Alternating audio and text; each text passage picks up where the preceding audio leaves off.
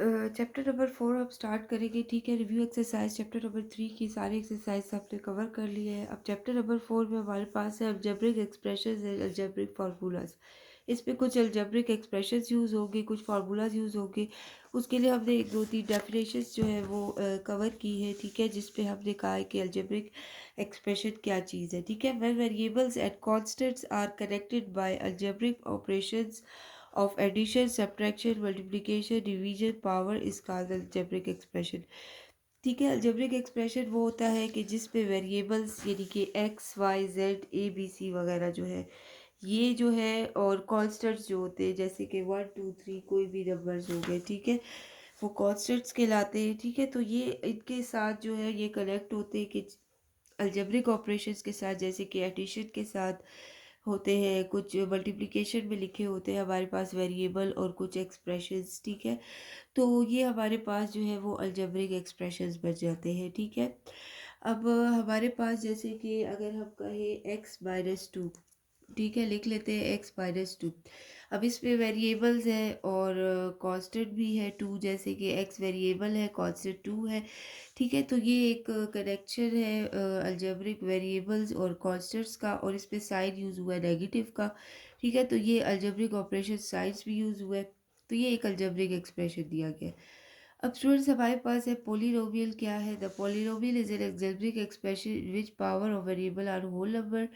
और simple word में कि इसकी पावर जो है वो हमेशा हमारे पास नॉन नेगेटिव होनी चाहिए, ठीक है, यानी कि इसकी पावर में हमारे पास नेगेटिव ना हो। अब जैसे कि एक एक्सप्रेशन हमारे पास गिवन है अलजेब्रिक, अब ये x² + 2x + 4 है, ठीक है, ये हमारे पास पोलिनोमियल है, इसकी पावर हमारे पास डिग्री स्क्वायर है, इसके ऊपर कुछ नहीं है, x की यहाँ पे 1 कंसिडर होगी। और स्टूडेंट 4 है, 4 के साथ एक्स डॉट लिख लेते हैं, ठीक है। और एक्स डॉट हमें x0 जो है वो हमें पता है इसकी पावर हमेशा 1 के इक्वल होता है, ठीक है। तो ये आ गया। अब स्टूडेंट्स ये हमारे पास पोलिनोमियल एक्सप्रेशन हो गया, ठीक है, जिसको आप कह सकते हैं कि इसकी डिग्री या वेरिएबल के ऊपर पावर है वो हमारे पास नॉन ज़ीरो होगी।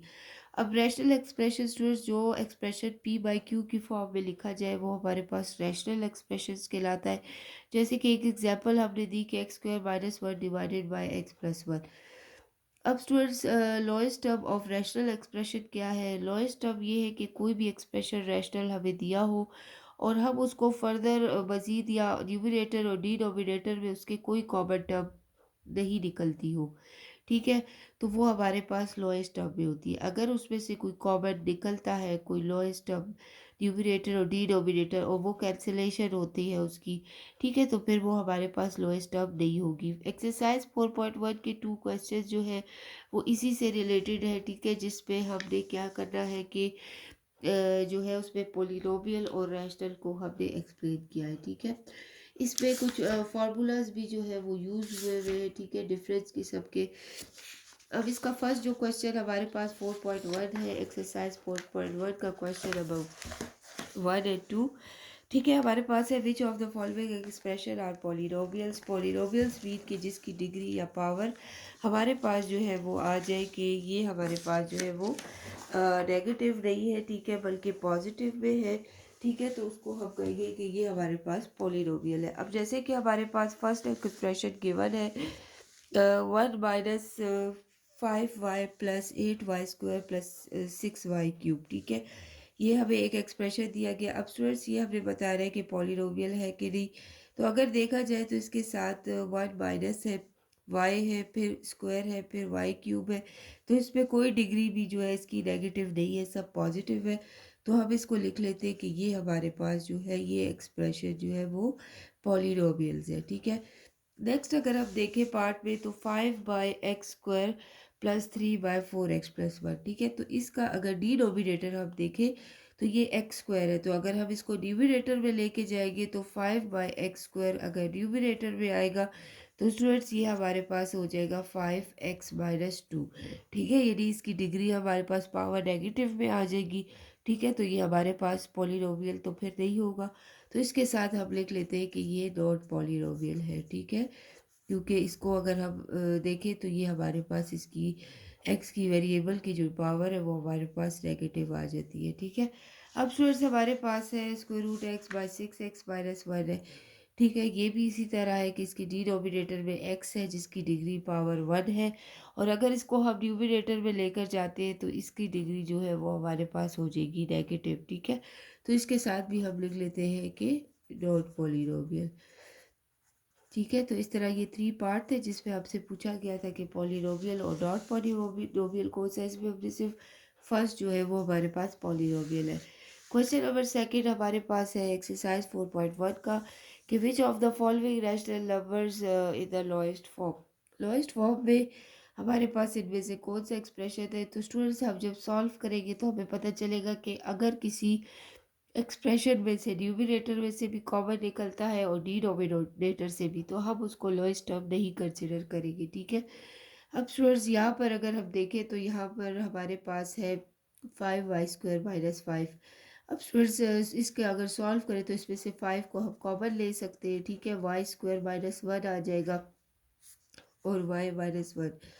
अगर हम फर्स्ट को देखें तो इसको अगर हम इस फॉर्म में भी लिख सकते हैं कि y² माइनस 1², क्योंकि 1 का कोई स्क्वायर ले ले, क्यूब ले ले, ठीक है, वो हमारे पास 1 ही आएगा। तो हमने इसको a² माइनस b² का फॉर्मूला बनाना है। ठीक है, जो कि हमारे पास है a² माइनस b² इक्वल होता है, एक दफ़ा प्लस में लिख लेंगे और एक दफ़ा उसकी वैल्यू माइनस में लिख लेंगे, और डिवाइडेड बाय y माइनस 1। ठीक है, तो डिनोमिनेटर में तो फर्दर सॉल्व नहीं होता, इसको हम इसी तरह लिख लेंगे। ठीक है, अब न्यूमरेटर में हमारे पास है y² यानी a² माइनस b², तो एक दफ़ा y प्लस में लिख लेते हैं, एक दफ़ा y को माइनस में लिख लेते हैं। ठीक है, तो y माइनस 1 आ जाएगा इस तरीके से। ठीक है, और divided by y minus 1। Students, अब देखिए इसमें जो न्यूमरेटर है उस पर भी y minus 1 as a common निकलता है, और इस पे न्यूमरेटर में से भी यानी दोनों की कैंसलेशन हो सकती है। ठीक है, तो हम लिख लेंगे कि ये जो है ये हमारे पास लोएस्ट टर्म नहीं है। ठीक है, it is not in a lowest term. ठीक है, लोएस्ट टर्म इसकी नहीं है। स्टूडेंट्स, नेक्स्ट हमारे पास पार्ट है x² minus 9 divided by x minus 2 है। ठीक है, तो इसी तरह इसको भी सॉल्व कर लेते हैं। ठीक है, x² माइनस 9 बाय x। अब स्टूडेंट्स, इसमें से अगर हम देखें तो इसमें से ना न्यूमरेटर में से कोई कॉमन निकलता है, ना हमारे पास डिनोमिनेटर में से निकलता है। ठीक है, तो ये जो है ये एक्सप्रेशन हमारे पास लोएस्ट टर्म फॉर्म में है, तो हम इसके लिए लिख देते हैं कि it is it lowest form. ठीक है, ये हमारे पास सेकंड जो एक्सप्रेशन है ये हमारे पास लोएस्ट फॉर्म में। इसका जो थर्ड पार्ट है, ठीक है, उसको अगर हम सॉल्व करें तो न्यूमरेटर में से कुछ भी कॉमन नहीं है। अगर डिनोमिनेटर को देखा जाए तो ये हमारे पास a² माइनस b² का फार्मूला है, जिसको हमने 1 टाइम प्लस में लिखते हैं, 1 टाइम माइनस में।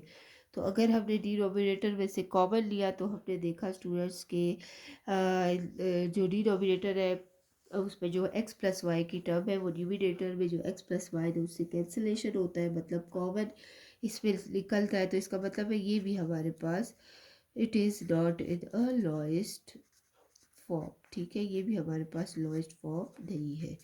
ठीक है, तो इस तरह के एक्सप्रेशंस है जिसमें जनरल ये है, ये एमसीक्यूज बेस्ड क्वेश्चंस है जो कि आ सकते हैं।